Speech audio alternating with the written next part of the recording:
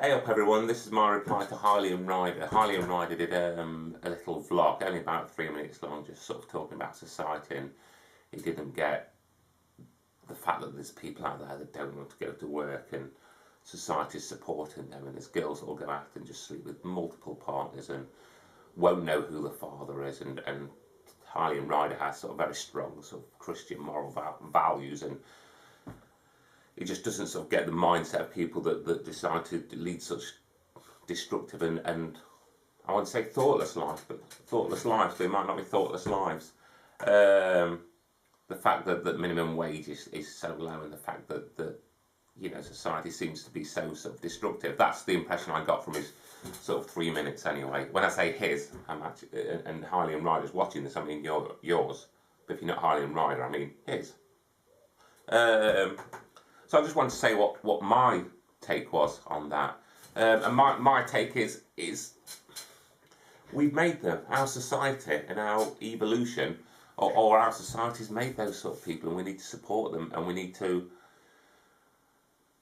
give them a lot of support and a lot of care, because the girl that goes out and sleeps with many partners and finds herself pregnant and doesn't know who the father is, where's the education been? Where's the education on contraception and sexuality? And also you've got to ask, what's in her life that's made her want to go out and get that sort of attention? Because when good sex happens, good sex is nice. So there might be a release of endorphins, there might be some level of intimacy there that she's never got from her family, or although you don't get that intimacy from your family. Or she may be seeking some greater level of intimacy because she's lacked so much in her life that she's going to associate sex with being wanted or being cared for or with something more. So she's going around all these multiple partners. So one of the questions you've got to ask is where has the support been for her when she's been growing up? What in her life has led her to make that sort of value choice with her body? And also, like I said, the education. Where's the education been for the girl to know about the consequences, to know about the whole picture of bringing up a baby? Society's letting her down by letting her by putting her in a position where she's not educated enough to make these choices, or they're not educated enough to make these choices. And then you talk about people who are on welfare and don't want to go to work, and you almost can't blame them, because I don't think society values its workers now. 20, 30 years ago, you'd stay in a job for life. You go to work every day, and there's a big sort of moral core of doing the right thing, and work would look after you, and you'd look after work. But nowadays, the jobs and employers don't treat you like that. They're all having to cover themselves with health and safety. Or a job that I went for wanted to hire me on what's called a 0-hour contract, which basically means I'm contractually tied into their company as you do. You're right, your contracts of appropriate behaviour and attendance and things like that. But they wanted to write a 0-hour contract where, if they wanted, they could give me no hours in the week. Now, I spoke to an employee there who was doing 57 hours, and he was married with a new child. And he said to them, it's too much for me, 57 hours is far too much, I'm away from my family. So they cut him back to 5 to show him, to teach him a lesson. And it's like, why would you want to go into work when you see that sort of going off with society? You see the dissatisfaction. People are getting lower and lower wages, and petrol's going higher, and everything's getting much, much harder. Why would you want to sort of go to work? And I do think we should support the vulnerable people. I don't think the system's particularly working well, but I had somebody who was a friend on Facebook, and every time somebody died, she came out with the same sort of copy and paste quote, and it frustrated the hell out of me. And I'll give you an example. Amy Winehouse died. She died of drugs or alcohol, and loss of a young life. So this person put on Facebook, this friend of mine, who's not a friend of mine anymore, put on Facebook, I don't know, why the fuck should we give any concern about this skaghead? There's army people going, there's soldiers getting killed every day for their country. They're going out there, and these young boys going out and they're fighting for the country, and you don't hear about that, but you hear about this skaghead. And part of me is just thinking, she's the people that they're fighting for. They're fighting for us, and they're fighting for the vulnerable and the people that need to be protected. We need to protect our children. We need to care for our elderly and care for our children. We need to care for the vulnerable. And the vulnerable could be the children that have been brought up with really bad parents. And Hylian Ryder was saying that his sense of family, his feeling of family is from his grandparents that have brought him up fantastically, and his parents haven't been his strongest role model. But what about the people that haven't had that option, that have been brought up by bad parents, and they themselves become bad parents because they don't know any better? And it's those that we should protect and educate and give them a sense of self-worth, hopefully a sense of self-worth where they can decide the sort of person they are and go and pursue an employment that they like, or they can realise that they are as good as everybody else or as beautiful as everybody else, to go out and be loved and get into a stable relationship where they're not sleeping around or you know, getting themselves sort of illnesses or diseases.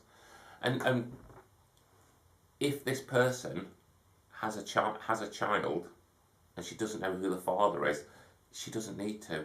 You know, we've talked about the sense of family. She doesn't need to now, because sometimes the child evolves from their parents and become better than their parents. And what we need to do is support that mum to have a better sense of who she is, and support her to bring up her child so the child can be the person that looks back and goes, I am a fantastic person because my mum brought me up well. It isn't good that society is so materialistic and disposable that you get the people that need to turn to drugs or need to turn to alcohol. But then you also have to think, it's got nothing to do with class. You know, there's rehab for pop stars that turn to drug, and you know, I'm sure there's lots of very rich people that are having unwanted pregnancies. It's got nothing to do with social class at all. But I think the underclass, we need to help them break out of that cycle. We need to give these people that come from chaotic lives more choices. And the only thing you can keep doing is, and it sounds really hippie-ish, is just keep giving that love out, keep being the better person and keep being the nice person, and hopefully lead by example, and you'll get peer-led learning. So if you go out and you've always got the time and the space and the energy for this person, then maybe they'll realise that there is some goodness in this world. And it's awful that society's created them. And society's just as much to blame. You know, you can't sit there and judge them and be apathetic to sort of doing something about it. You have to sort of reach out and help your fellow man, even if you know they're going to go down that route again and again and again. Something has made them like that. They're not intrinsically bad. Some bad parenting has made them like that. Some bad schooling has made them like that. Some poor living conditions or some poor lifestyle has made them that. We are not intrinsically bad people. We are intrinsically good people who, through no fault of our own, through nurture, make bad choices, and maybe potentially by nature. So I think that with these people we should sort of reach out. I'm sort of working with a young person at the moment whose mum died of drugs. Dad was I think Dad was stabbed or something. Lived down in London, and he at 16 became addicted to ease and drugs and was getting into that culture. And through chance or whatever, he had an epiphany at 17 or 18 and decided to get out of it, and actually moved up to sort of North Wales, where I am, and try and sort his life out and try and get away from that culture.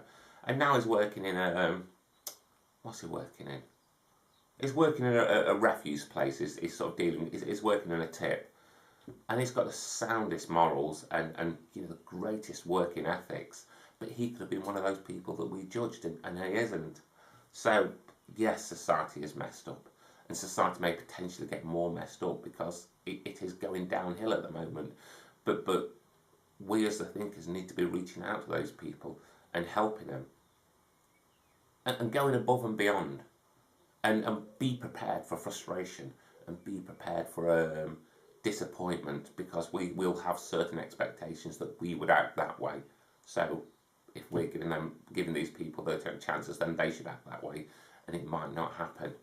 But as a country, we should protect the vulnerable, and the people that are making those poor choices and doing drugs and becoming alcoholics are the vulnerable. The rich drug addicts are the vulnerable. The poor drug addicts are the vulnerable. The rich alcoholics are the vulnerable. The poor are, because we are all equal. It's got nothing to do with social class. It's got nothing to do with money. And we don't need to get their viewpoint. Maybe we need to sort of think a little deeper and try and empathise with how they've got to where they are. You know, what sort of life they've led. I used to be bullied at school by a boy called Ashley Wilson, and you know, he was a cock and a half. Really made my life a misery. He was the only one that bullied me in my final school, and I didn't like it. And then he tried to contact me on Facebook about 12 years later or something like that, and I had time for him, you know, because my thoughts were, what's he seeing at home to have him think that that's appropriate behaviour? You know, if you're brought up with violence and a certain level of not treating fellow human beings, that's going to be your norm. And if you've been lucky enough to have parents which have instilled you with good morals and wanting to sort of fill and achieve your inner self and be a better person, then you're very, very lucky. And you know, you should try and reach out and teach that to other people, or at least teach them your thoughts so they can make other choices or more complete choices. And they may make the wrong choices. Everybody has the right to make the wrong choices repeatedly. That's your human right, to make stupid choices. To know that your liver's failing and to keep drinking is not something I'd make.